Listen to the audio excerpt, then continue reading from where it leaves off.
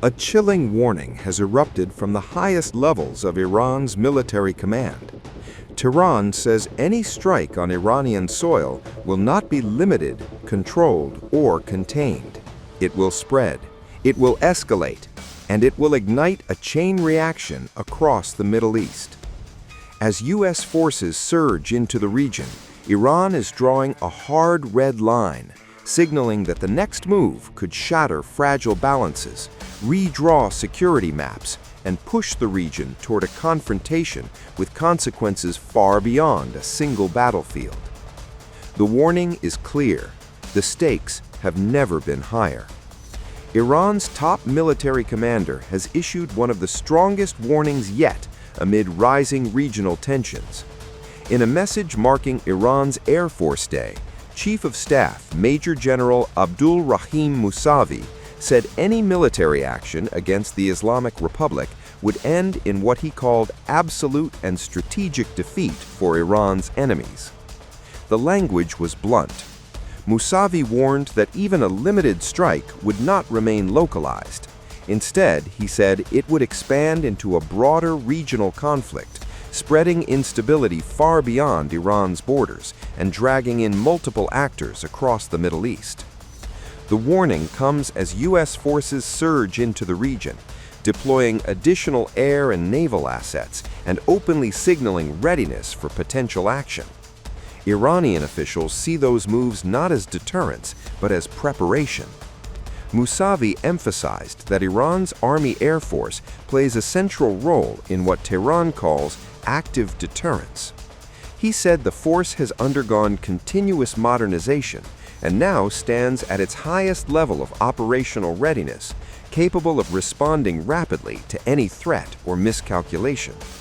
According to Iran's military leadership, that readiness is not symbolic. Musavi stressed that Iran's response would be decisive and coordinated across all branches of the armed forces, designed to impose what he described as heavy and irreparable costs on both attackers and their supporters. The warning also references recent history. Iranian officials point to what they describe as a 12-day Israeli-American confrontation earlier this year, arguing it reshaped their defensive calculations and reinforced the need for heightened readiness across the military.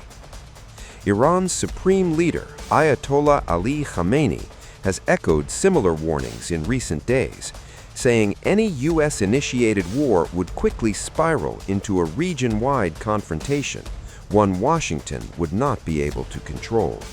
This gentleman keeps claiming that we have brought warships to the region and done this or that. I think you shouldn't scare the Iranian nation with such things, as it won't be affected by such remarks. It doesn't fear rightful confrontation. We are not the instigators, and we do not seek to attack any country. But the Iranian nation will deliver a firm blow to anyone who attacks or harasses it. The Americans must be aware that if they wage a war this time, it will be a regional war. Today's date is the 17th of the 11th month in the year 1404. The current time is exactly 10:25 a.m. right now at the Army's General Staff Headquarters. Fire and smoke rise over Tehran's military facilities just as President Trump unleashes his toughest maximum pressure sanctions yet on Iran. A military site in flames, unanswered questions, and Washington tightening the noose. Tehran rocked by a major fire amid escalating U.S. sanctions.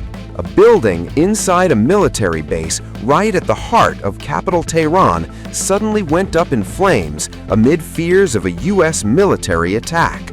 The visuals that have gone viral sparked panic as residents suspected external involvement. But Iran's semi-official news agency Mehr reported that a blaze broke out in a carpentry workshop inside the military base linked to Iran's military joint staff.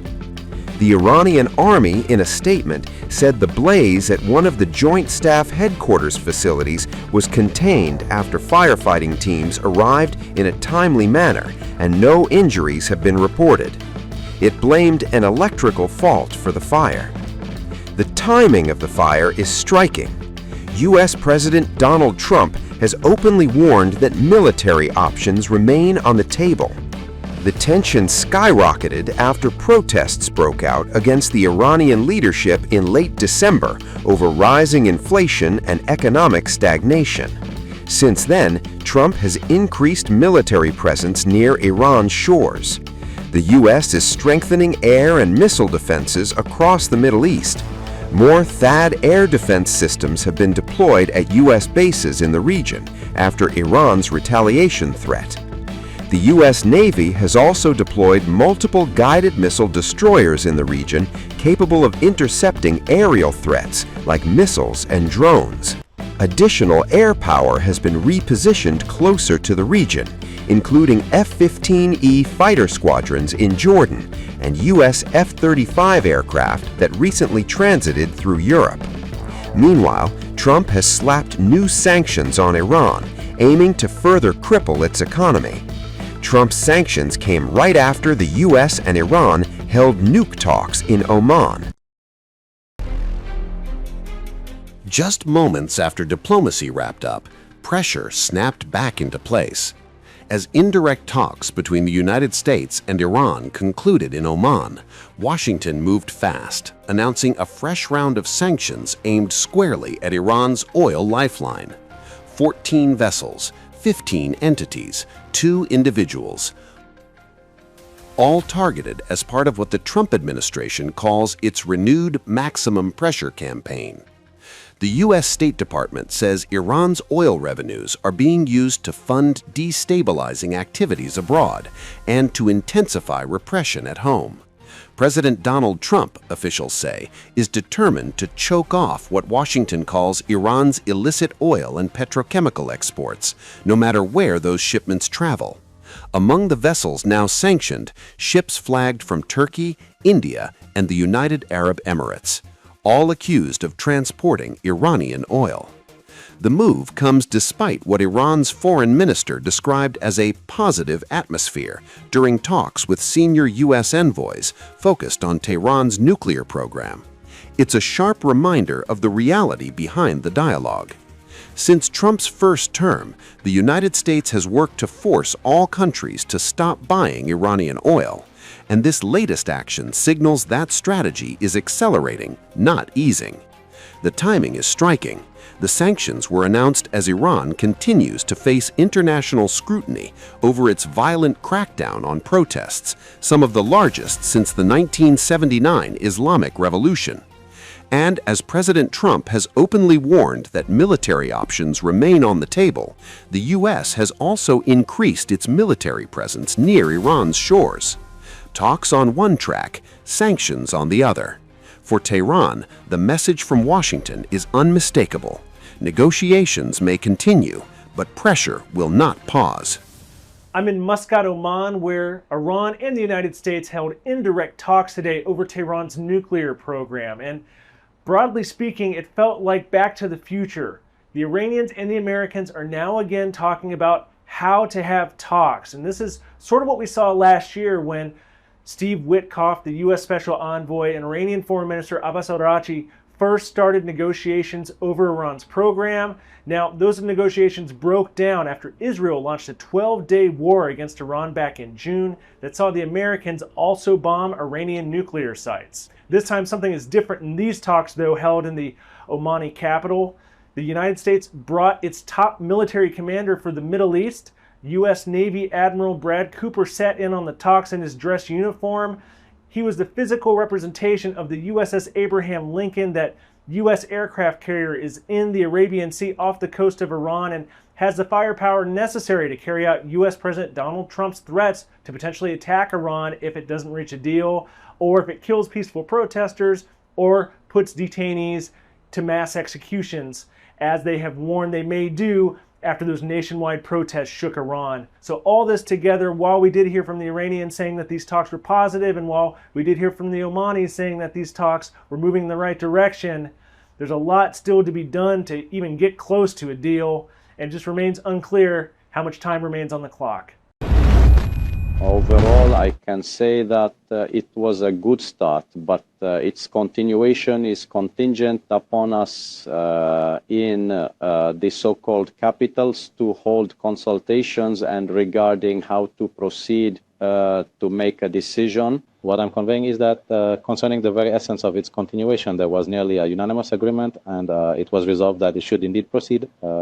However, its precise timing, the specific modalities, and the exact date for these matters will be decided, God willing, during the upcoming consultations that Mr. Albor Saidi will facilitate. Even as Iran's foreign minister, Abbas Araghchi, on Friday described the atmosphere of talks with the United States as positive, with the two sides agreeing to proceed with negotiations. A senior Iranian cleric has outrightly rejected global calls asking Tehran to suspend its nuclear program. Senior Iranian cleric Ahmad Khatami has declared that Iran did not seek nuclear energy to build an atomic bomb and was not afraid of the United States. Khatami said that Tehran's opposition to nuclear weapons was based on religious principles, adding that the country would not give up its nuclear program.